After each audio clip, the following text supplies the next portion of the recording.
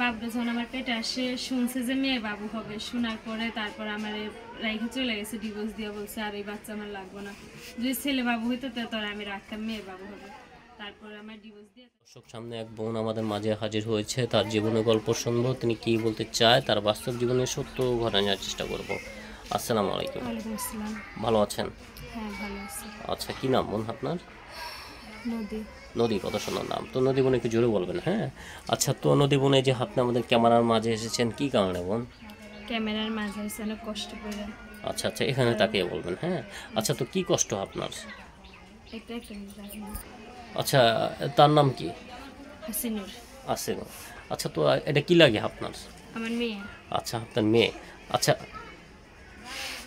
আচ্ছা, তো এই যে বোন, এই যে আপনি আমাদের মেয়ে নিয়ে আমাদের মাঝে হাজির হয়েছেন কি কারণে বলবেন? আমার মেয়েটাই নিয়ে আমি আইছি, কারণ আমার এক জায়গায় বিয়ে হয়েছিল, হওয়ার পরে মানে মেয়ে হয়েছে বলে চলে গেছে? হ্যাঁ। আচ্ছা, তো এই যে আপনার মেয়ে আর আপনি আছেন এখন। আচ্ছা, কোথায় থাকেন আপনি? এই যে এখন আব্দুল্লাহপুর থাকি। আচ্ছা, আব্দুল্লাহপুর থাকেন। আচ্ছা, তো বোন, এই যে আমাদের প্রতিবেদনের মাঝে এসেছেন কিসের জন্য, মানে এখন বলবেন? প্রতিবেদনের মাঝে আইসি অনেক কষ্ট করে, কারণ স্বামীটা ছিল, সেও আমার খালা খেয়ে চলে গেলো, বাচ্চাটা নিয়ে আমার একা অনেক চলতে কষ্ট হয়। বাচ্চা আমার একজন মা আছে, বুড়া অসুস্থ মা, কাজে যাই, কারেন্টের মেশিনের কাজ করি, সেখানে গেলে 200-150 টাকা দেয়, কখনো হয় না, বাচ্চার শরীর ভালো না থাকলে যাইতে পারি না, চলতে ফিরতে অনেক কিছুতেই কষ্ট হয়। আর এভাবে তার জীবন চলে না, একজন তো মানুষেরও দরকার পাশে থাকার। এই জন্য আমার এক বান্ধবী বলার জন্য বলো না, তাই আমি ভিডিওর সামনে এসেছি। আচ্ছা, মেয়ের বয়স কত? মেয়ের বয়স 4 বছর হবে। 4 বছর। আচ্ছা আচ্ছা, 4 বছর না? 3-4 বছর হবে। আচ্ছা, তো মানে এই মেয়েকে নিয়ে কি স্বপ্ন আপনার?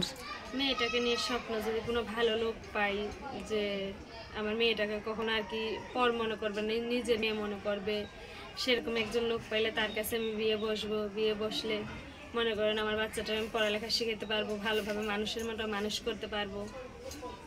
আচ্ছা, মানে আপনার স্বপ্ন যে মেয়ে সহজে বিয়ে করবে, তাকে বিয়ে শাদী করবেন নাকি?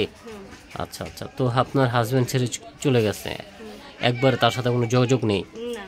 আচ্ছা, তো এখন যদি কোনো ভাই আপনাকে পছন্দ করে অথবা কথা বলে, কিভাবে কথা বলবে? মোবাইলের মাধ্যমে। আচ্ছা, তো নাম্বার কি মুখস্থ?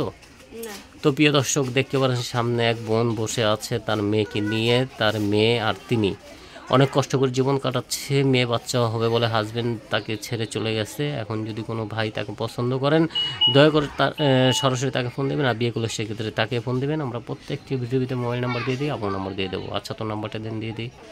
ঠিক আছে, নাম্বারটা বলি আমার সাথে সাথে বলেন। নাম্বারটা হলো 0174 96 02 651।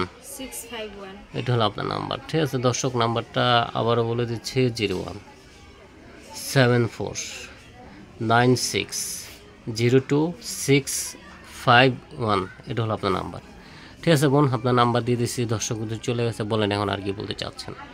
যদি কোনো ভালো লোক ফোন দেয়, কি খারাপ উদ্দেশ্য নিয়ে যেমন কেউ আমাকে ফোন করে না, ভালো উদ্দেশ্য নিয়ে, ভালো মন নিয়ে আমাকে ফোন দিন, তার সাথে আমি কথাবার্তা বলবো। আর আমার বাচ্চাটা যে ভালোবাসবে, ভালোভাবে পড়ালেখা শিখাতে পারবে, তার কাছে আমি বিয়ের সাথে বসবো। আচ্ছা আচ্ছা, তো আর কি মন্তব্য আছে আপনার? কাছে। আচ্ছা, তো ভালো থাকেন আপনি। তো প্রিয় দর্শক, আপর জীবনের গল্প শুনলেন, জানি না কতটুকু শুনেছেন। যদি আবার কোন দেখা হয়, বাকি জীবনের গল্প শুনবেন।